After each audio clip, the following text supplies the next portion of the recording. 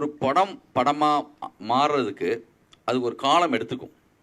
அது வந்து ஒன்று மிக சரியான டெக்னீஷியன் உள்ளே வராமல் அந்த வண்டி கிளம்புன்னு வச்சுக்கோங்களேன், யாரோ ஒரு சரியான ஆள் இந்த வண்டியில் இன்னும் ஏறலன்னு அர்த்தம்.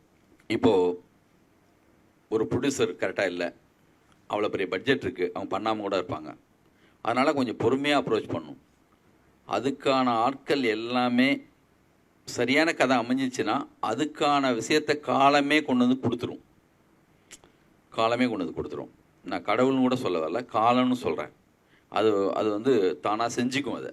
அதை சினிமாவில் அடிக்கடி ஒரு வார்த்தை பயன்படுத்துவாங்க, அமைஞ்சு வருது அப்படிம்பாங்க எப்பயுமே. இவ்வளோ மெனக்கெட்டு நம்ம பண்ணாலுமே ஆரம்ப காலத்துலலாம் எனக்கு கூட அது கோபமாக வரும்.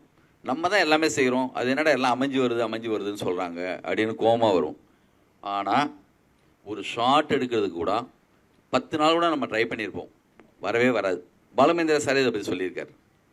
அந்த நீங்கள் கேட்டையில் ஒரு ஷார்ட்டு பல முறை முயற்சி பண்ணி கூட கரெக்டாக அமையல, ஒரு டயத்துக்கு பிறகு சரியாக ஒன்று அமைஞ்சு வந்துச்சுன்னு சொல்லியிருக்காரு.